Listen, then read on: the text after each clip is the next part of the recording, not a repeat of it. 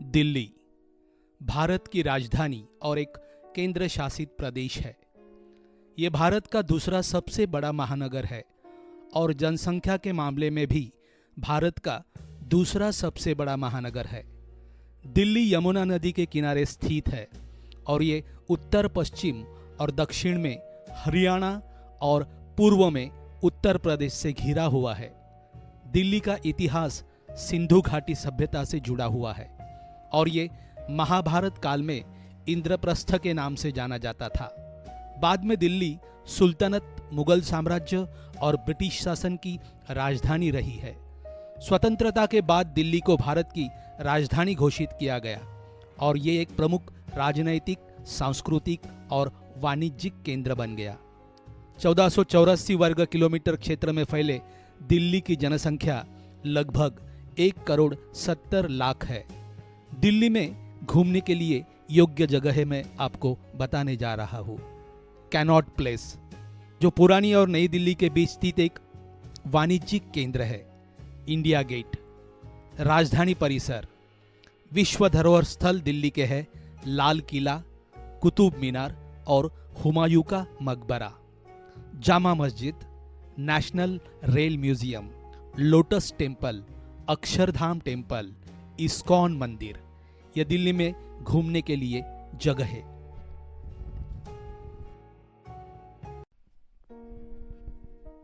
Good morning friends, स्वागत है आप सभी का मेरे channel travel with Pramod Chopdar में। दोस्तों, आज हम जा रहे हैं दिल्ली दर्शन करने। दिल्ली का ये दर्शन हम एक ही दिन में करेंगे, इसलिए हमने बुक की है हो की बस सेवा। हो बस जो आपको पूरे दिन में दिल्ली का दर्शन दिखाएगी।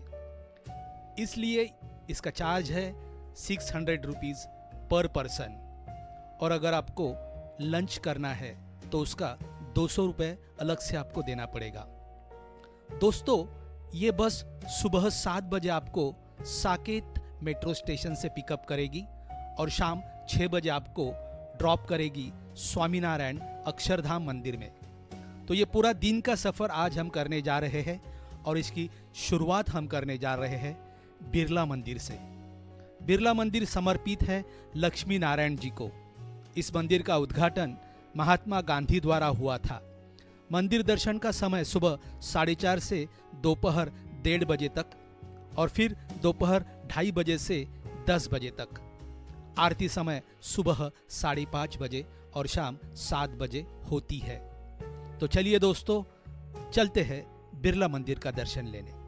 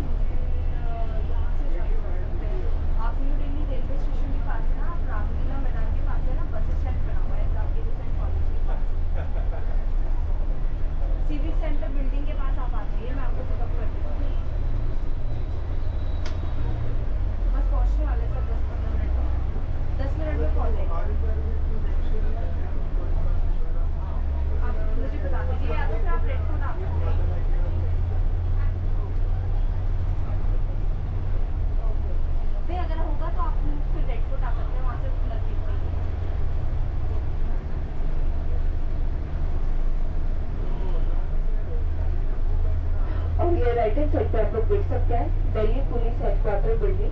This is a new building है जंतर मंतर एंड जंतर मंतर का ये बिल्डिंग है। और इस बिल्डिंग का खास बात ये है कि जो इसका ग्राउंड फ्लोर है वो ओनली रिजर्व है बॉलीवुड शूटिंग के लिए।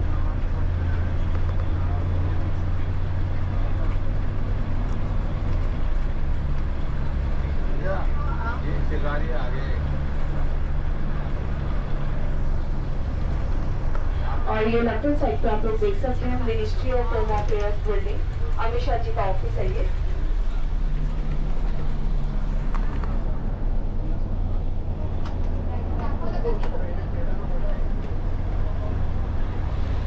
और ये राइट हैंड साइड पे आप लोग देख सकते हैं जंतर मंतर, एंड जंतर मंतर को बनवाया था महाराजा सवाई जयसिंह जी ने। He is Indian scientist, and inside the Jantar Mantar you will find the biggest sunlight clock, and Jantar Mantar officially known as the open air observatory plaza complex, क्योंकि पहले टाइम पर क्या होता था, लोगों के पास घड़ियां नहीं होती थी तो वो सन की परछाई के थ्रू टाइम का अंदाजा लगाते थे। लेकिन जैसे दिल्ली डेवलप होती गई तो वैसे वैसे यहाँ पर बड़ी बड़ी बिल्डिंग्स बनती गई, जो एक शेडो है वो तो आपको देखने के लिए नहीं मिलेगा। और बेसिकली जंतर मंतर फेमस है big protest organise here only, and right now अभी हम लोग कनेक्ट कर चुके हैं कनॉट प्लेस एरिया में।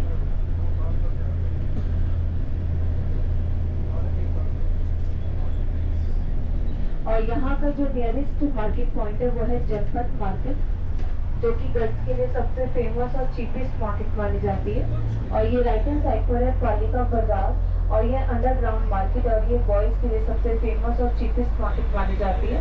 अगर आप लोगों के पास टाइम है तो आप लोग इन मार्केट को एक्सप्लोर कर सकते हैं, ठीक है।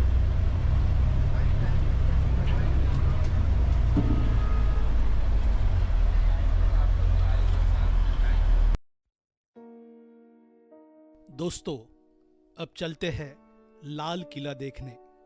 लाल किला, लाल किला दिल्ली में एक ऐतिहासिक किला है जिसे मुगल सम्राट शाहजहां ने 17वीं शताब्दी में बनवाया था।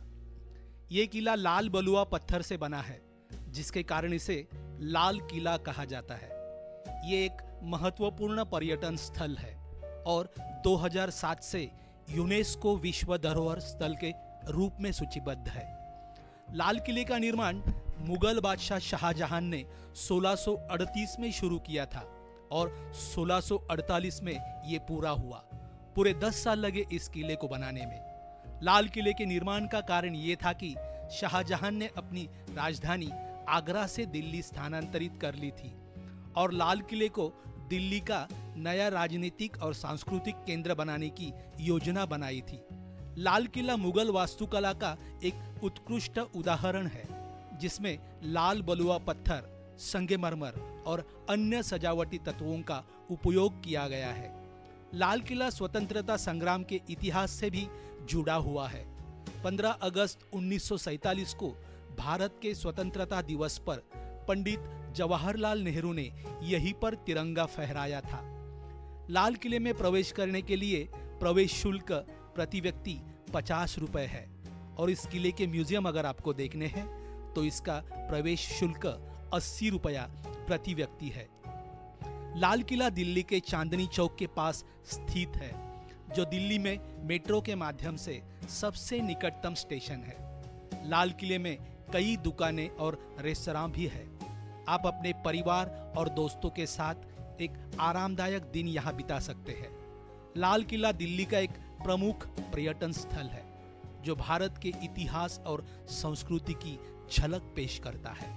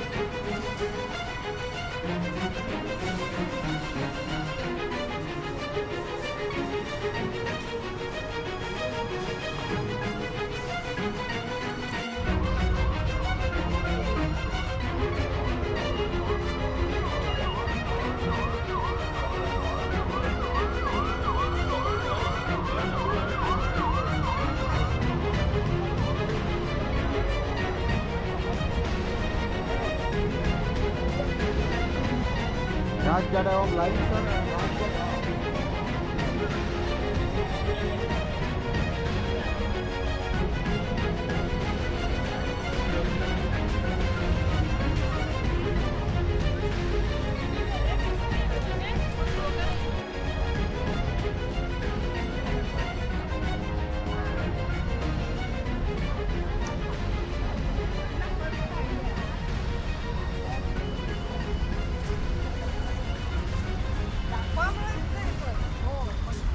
काय फोटो आलाय. हे बघा एक असा फोटो आलाय.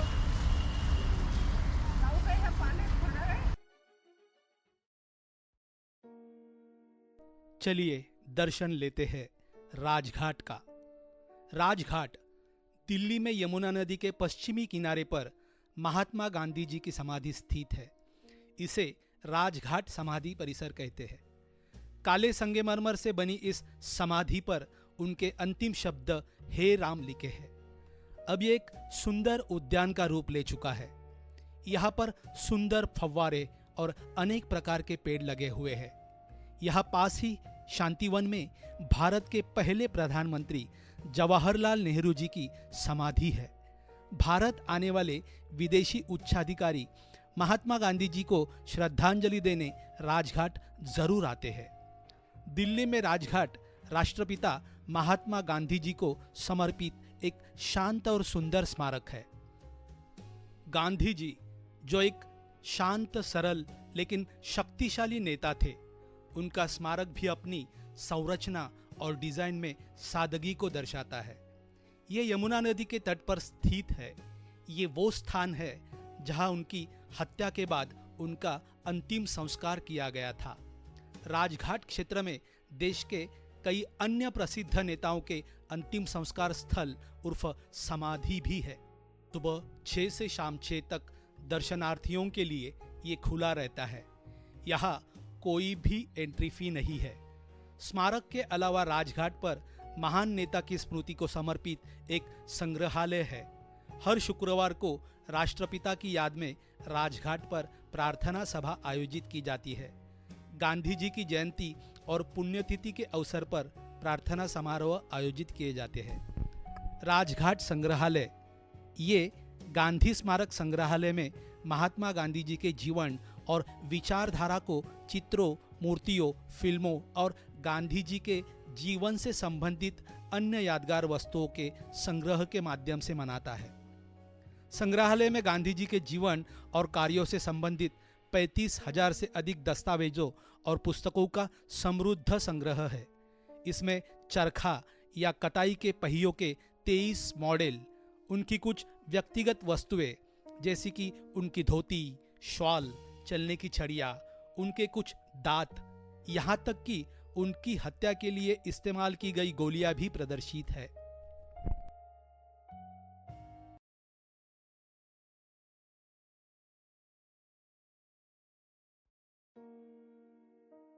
हुमायूं का मकबरा। हुमायूं का मकबरा इमारत परिसर मुगल वास्तुकला से प्रेरित मकबरा स्मारक है। ये नई दिल्ली के दीनापनाह अर्थात पुराने किले के निकट निजामुद्दीन पूर्व क्षेत्र में मथुरा मार्ग के निकट स्थित है। गुलाम वंश के समय में ये भूमि किलोकरी किले में हुआ करती थी और नसीरुद्दीन के पुत्र तात्कालीन सुल्तान केकुबार की राजधानी हुआ करती थी। यह मुख्य इमारत मुगल सम्राट हुमायूं का मकबरा है और इसमें हुमायूं की कब्र सहित अन्य कई राजसी लोगों की कब्रें हैं। ये समूह यूनेस्को की विश्व धरोहर घोषित है एवं भारत में मुगल वास्तुकला का प्रथम उदाहरण है। इस मकबरे में वही चारबाग शैली है जिसने भविष्य में ताजमहल को जन्म दिया था।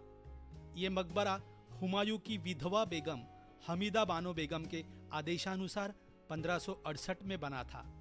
मुख्य इमारत 8 वर्षों में बनकर तैयार हुई और भारतीय उपमहाद्वीप में चारबाग शैली का प्रथम उदाहरण बनी। ये सर्वप्रथम लाल बलुआ पत्थर का इतने बड़े स्तर पर प्रयोग हुआ था।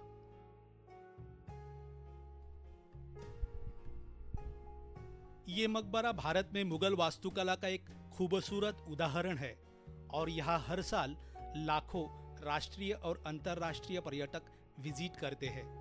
इसका बाहरी नज़ारा बेहद खूबसूरत है क्योंकि ये भारत में निर्मित पहला बागों वाला मकबरा है। इस निर्माण में फारसी वास्तुकारों को भी शामिल किया था। हुमायूं का मकबरा लगभग 8 वर्षों में बनकर तैयार हुआ था और इसके निर्माण में लगभग 1.5 मिलियन रुपए खर्च किए गए थे। एक फारसी वास्तुकार मिराक मिर्जा द्वारा इसका डिजाइन किया गया था। मकबरा 8 पक्षकारस्तों की अवधारणा पर बनाया गया है जो इस्लामी स्वर्ग विचारधारा का प्रतीक है। इसके निर्माण के तुरंत बाद इसने मुगल वास्तुकला के विस्तार में एक ऐतिहासिक स्मारक का दर्जा प्राप्त किया। इसे ताजमहल का पूर्वज मानते हैं। बाबर के बेटे और अकबर के पिता हुमायूं का ये मकबरा है। इसकी एंट्री फीस इंडियंस के लिए 35 रुपीज और फॉरेनर्स के लिए 550 रुपीज है। हुमायूं के मकबरे के अंदर एक अंडरग्राउंड म्यूजियम भी है जिसकी एंट्री फीस 50 रुपीज है। इसमें हुमायूं से जुड़े 500 से अधिक कलाकृतियां हैं।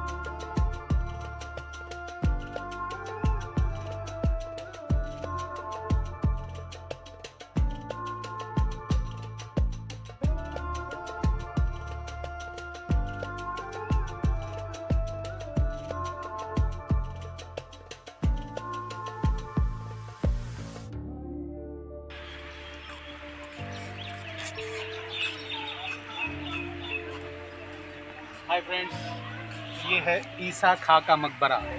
ईसा खां जी उनका मकबरा है। चलिए देखते हैं।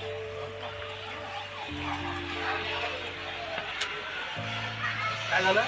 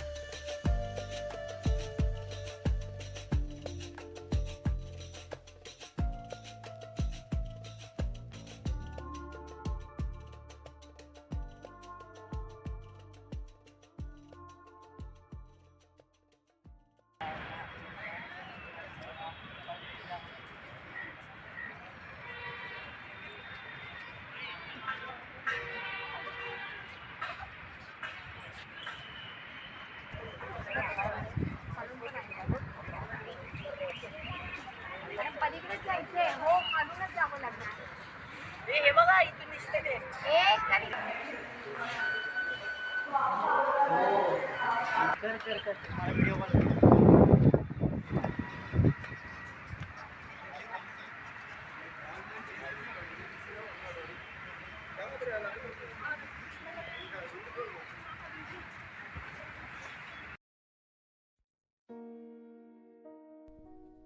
गेट। इंडिया गेट मूल रूप से अखिल भारतीय युद्ध स्मारक कहा जाता है। नई दिल्ली के कर्तव्य पथ पर स्थित 43 मीटर ऊंचा विशाल गेट है। यह स्वतंत्र भारत का राष्ट्रीय स्मारक है। इसका डिजाइन सर बालेन शाह ने तैयार किया था। यह स्मारक पेरिस के आर्क डे ट्रायम्फ से प्रेरित है। इसे सन 1931 में बनाया गया था। मूल रूप से अखिल भारतीय युद्ध स्मारक के रूप में जाने वाले इस स्मारक का निर्माण शाही नेपाल सरकार द्वारा उन 9000 भारतीय सैनिकों की स्मृति में किया गया था जो ब्रिटिश सेना में भर्ती होकर प्रथम विश्व युद्ध और अफगान युद्धों में शहीद हुए थे। यूनाइटेड किंगडम के कुछ सैनिकों और अधिकारियों सहित 13,300 सैनिकों के नाम गेट पर उत्कीर्ण है। लाल और पीले बलुआ पत्थरों से बना हुआ ये स्मारक दर्शनीय है। इंडिया गेट की मेहराब के नीचे अमर जवान ज्योत स्थापित कर दी गई है। अनाम सैनिकों की स्मृति में यह एक राइफल के ऊपर सैनिक की टोपी सजा दी गई है, जिसके चारों कोनों पर सदैव एक ज्योति जलती रहती है। इस अमर जवान ज्योति पर प्रतिवर्ष प्रधानमंत्री व तीनों सेनाध्यक्ष पुष्पचक्र चढ़ाकर अपनी श्रद्धांजलि अर्पित करते हैं। दिल्ली की कई महत्वपूर्ण सड़कें इंडिया गेट के कोनों से निकलती है। रात के समय यहाँ मेले जैसा माहौल होता है।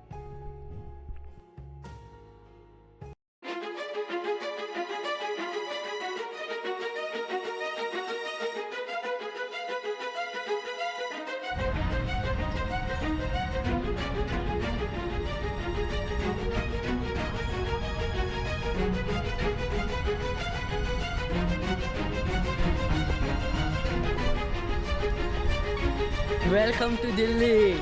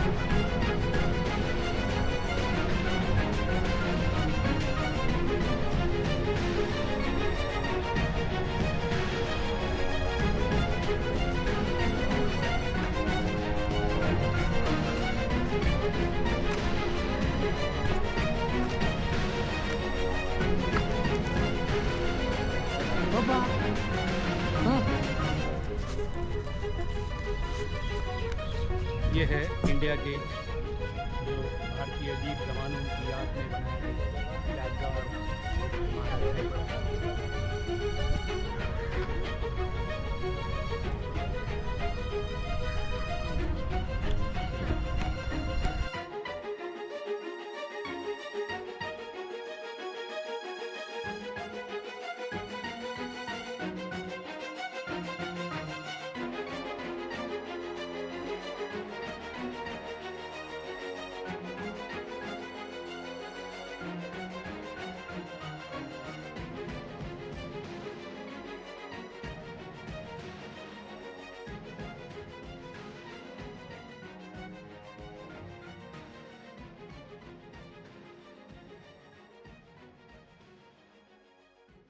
नहीं अभी जब तक दिल्ली जवान पता है वो।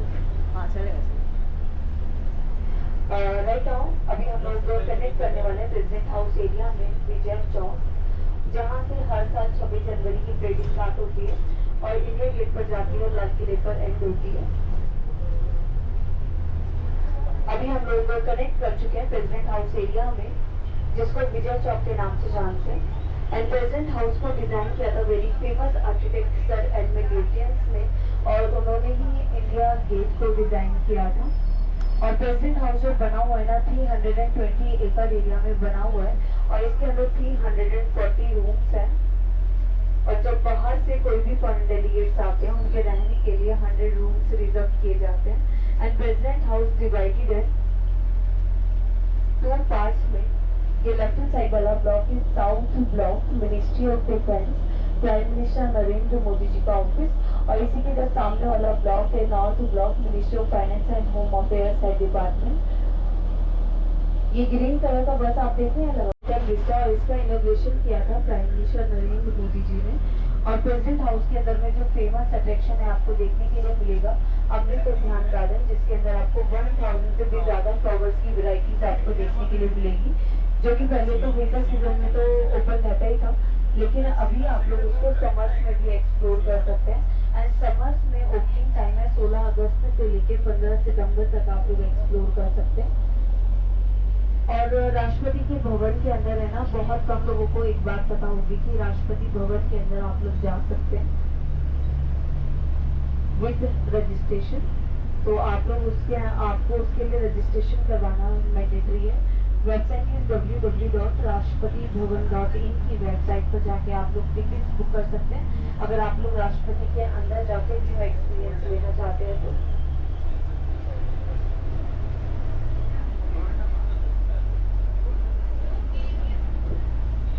ये राइट हैंड साइड पर है south block, PMO prime minister Narendra Modi office.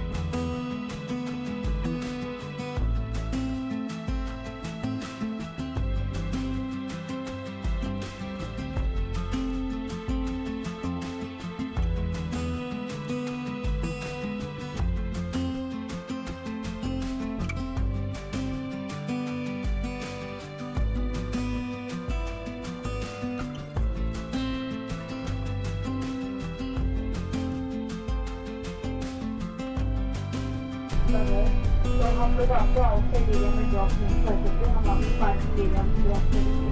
तो रिजन के अंदर में DSLR कैमरा कुछ अलाउड नहीं है, सिर्फ आप लोग अपने साथ नॉर्मल मोबाइल फोन आप लोग कैरी कर सकते हैं।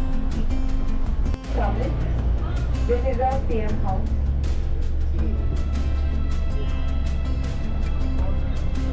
अच्छा, हम 2 मिनट के लिए बस इंदिरा गांधी जी के गेट के सामने रुकेंगे और फोटो क्लिक।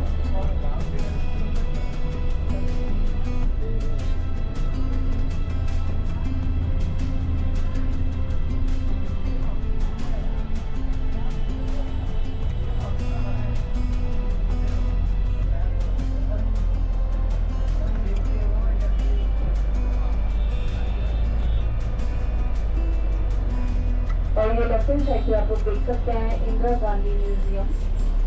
और ये पहले ना इंदिरा गांधी जी का प्रेसिडेंशियल हाउस हुआ करता था, लेकिन अभी इसको म्यूजियम में कन्वर्ट कर दिया गया है और उनसे रिलेटेड आपको सारी चीजें यहीं पर देखने के लिए मिलेगी। और यहीं पर उनके गार्ड्स ने उनको गोली से मारा था। तो देखना चाहेंगे, मैं आप लोगों को पार्किंग एरिया में ड्रॉप कर देती हूँ, तो आप लोग यहाँ पर 2:20 तक आ जाइएगा। ओके, ठीक है, लेकिन please cameras, candies, chewing gums, cold bottles, water bottles कुछ भी मत लेके जाइएगा। ठीक है, ये भी आप बस में रख के जाएंगे। इंदिरा गांधी स्मारक संग्रहालय। पूर्व प्रधानमंत्री इंदिरा गांधी जी के निवास में यह दिलचस्प संग्रहालय है, जो उनके जीवन और उनके राजनीतिक रूप से मजबूत परिवार को समर्पित है। इसमें उनकी निजी चीजें प्रदर्शित है, जिसमें 1984 में उनकी हत्या के समय पहनी गई खून से सनी साड़ी भी शामिल है। पीछे की और एक प्रदर्शनी में इंदिरा जी के पुत्र राजीव के जीवन को दर्शाया गया है, जिनकी 1991 में इसी प्रकार हिंसक तरीके से हत्या कर दी गई थी। इंदिरा गांधी का जन्म 19 नवंबर 1917 को हुआ था और उनकी मौत 31 अक्टूबर 1984 को हुई थी। इंदिरा गांधी को गांधी उपनाम फिरोज गांधी से शादी के बाद मिला था, जो उनके पति थे। ये घर दिल्ली के सफदरजंग रोड पर है और इसमें इंदिरा गांधी जी ने 20 साल वास्तव किया था।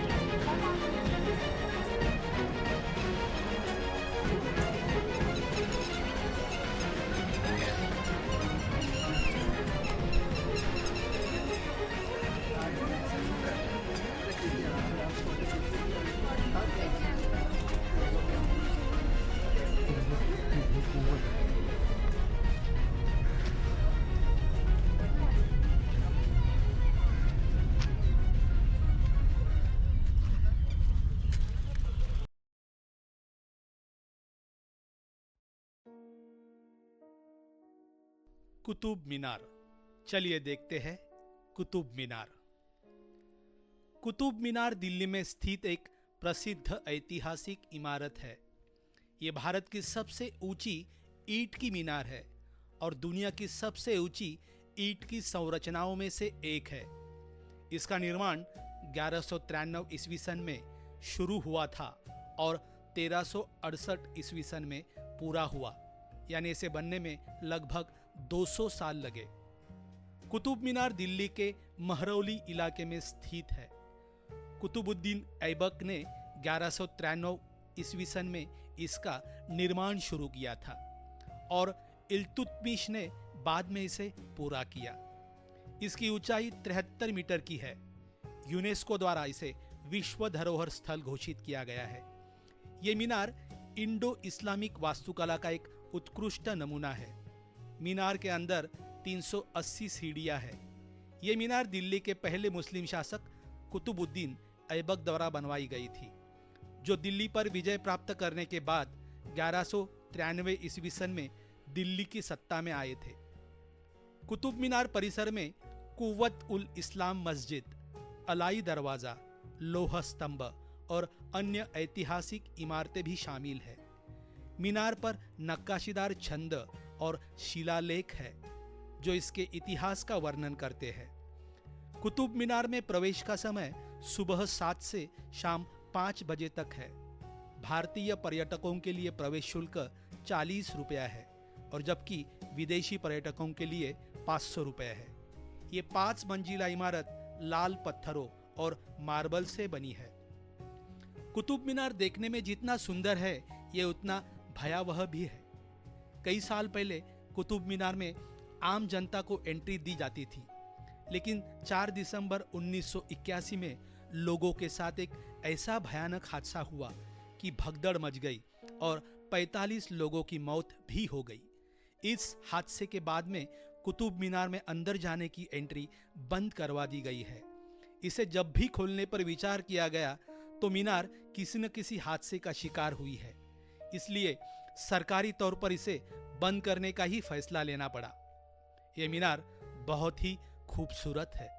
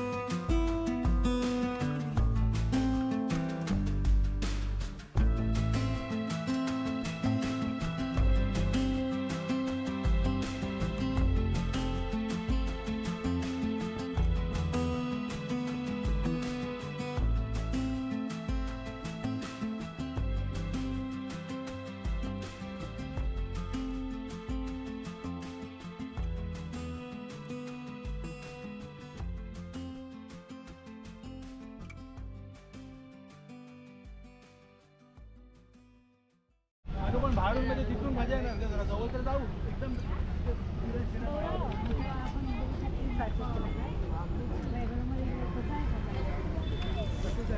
फॉरेनची माझ्या घ्या जरा.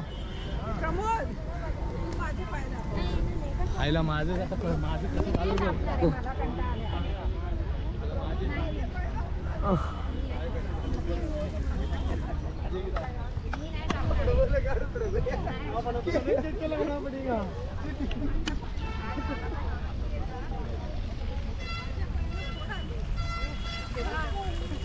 अरे वाटते लांब तेसाला जवळ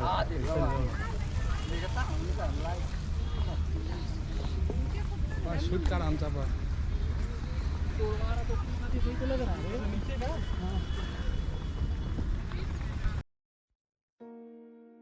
चलिए दोस्तों, देखते हैं लोटस टेम्पल यानी कि कमल मंदिर. लोटस टेम्पल भारत में दिल्ली में स्थित है. एक बहाई हाउस ऑफ उपासना है जो दिसंबर 1986 में समर्पित की गई थी, जिसकी लागत 10 मिलियन थी. अपनी फूलों जैसी आकृति के लिए उल्लेखनीय ये शहर में एक प्रमुख आकर्षण बन गया है.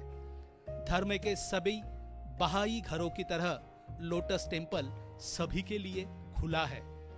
धर्म या किसी अन्य योग्यता की परवाह किए बिना ये इमारत 27 मुक्त खड़े संगमरमर से बनी पंखुड़ियों के आकार की बनी है, जिसमें 9 भागों को बनाने के लिए 3 गुच्छों में व्यवस्था की गई है, जिसमें केंद्रीय द्वार पर 40 मीटर से अधिक ऊंचाई और 2500 लोगों की क्षमता वाले 9 दरवाजे हैं.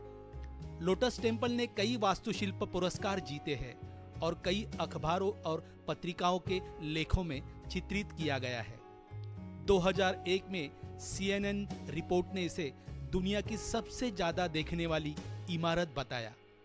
कमल मंदिर यानी लोटस टेम्पल नेहरू प्लेस के पास स्थित है और कालकाजी मंदिर मेट्रो स्टेशन सिर्फ 500 मीटर की दूरी पर है. ये मंदिर नई दिल्ली राष्ट्रीय राजधानी क्षेत्र दिल्ली के बहापुर गांव में है. वास्तुकार एक ईरानी फारिबोरज साहबा थे जो अब कनाडा में रहते हैं. लोटस टेम्पल को डिजाइन करने के लिए 1976 में उनसे संपर्क किया गया था और बाद में इसके निर्माण की देखरेख की गई थी. 18 महीने के दौरान यूके की कंपनी फ्लिंट और नील द्वारा इसका संरचनात्मक डिजाइन तैयार किया गया था और इसका निर्माण लार्सन एंड टुब्रो लिमिटेड के ECC कंस्ट्रक्शन ग्रुप द्वारा किया गया था. इस टेम्पल में रोजाना हजारों की संख्या में लोग आते हैं और अपने मन को शांति के लिए कुछ देर बैठते हैं. इस टेम्पल की खास बात यह है कि यह टेम्पल ना तो हिंदू, सिख, मुस्लिम, जैन, बौद्ध और न ही यहूदियों या ईसाइयों का मंदिर है, बल्कि ये बहाई धर्म का मंदिर है. बहाई धर्म में मूर्ति पूजा की परंपरा नहीं है.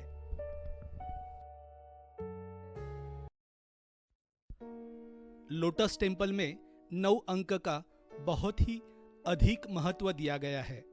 लोगों का मानना है कि 9 सबसे बड़ा अंक है. 9 अंक को एकता और अखंडता का एक प्रतीक माना जाता है. इसलिए इस मंदिर में 9 द्वार, 9 कोने और मंदिर के चारों ओर 9 बड़े तालाब है. इस मंदिर के कमल के फूल की 3 क्रम में यानी 9 कर कुल 27 पंखुड़ियां है.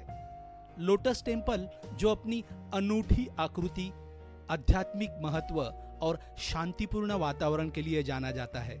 ये मंदिर न केवल एक धार्मिक स्थल है बल्कि पर्यटकों के लिए एक प्रमुख आकर्षण भी है.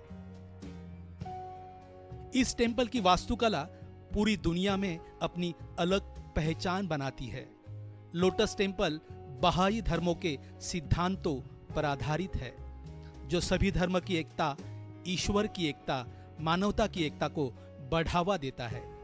ये स्थान विशेष रूप से ध्यान, आत्मचिंतन और मानसिक शांति के लिए जाना जाता है. यहाँ के शांत वातावरण में बैठकर लोग आंतरिक शांति और आध्यात्मिक ऊर्जा का अनुभव करते हैं. लोटस टेम्पल में प्रवेश निःशुल्क है. सुबह 9 से शाम 7 इसका विजिटिंग हवर्स है. ये मंदिर सोमवार को बंद रहता है।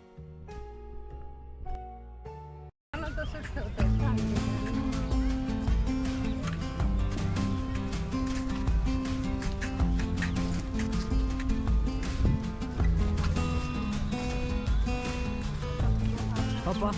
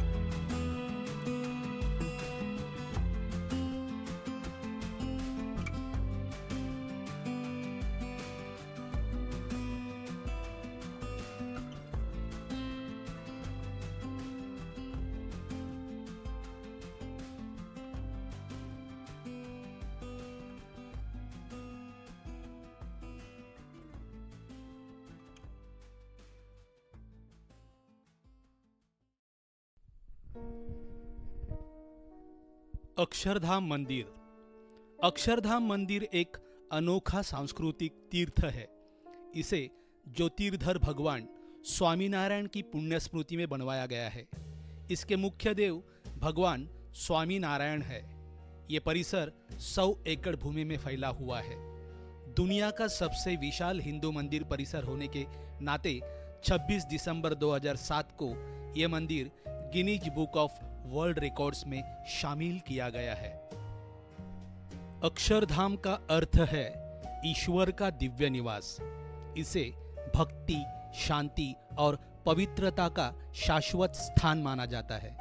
नई दिल्ली का स्वामीनारायण अक्षरधाम मंदिर ईश्वर का निवास एक हिंदू पूजा स्थल है।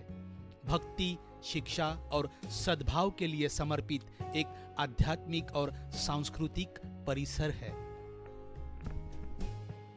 अक्षरधाम मंदिर वास्तुकला का एक चमत्कार है जो हजारों वर्षों की सांस्कृतिक विरासत को उजागर करता है और भगवान स्वामीनारायण को श्रद्धांजलि है, जो हिंदू धर्म के अवतार, देवता और महान संत है।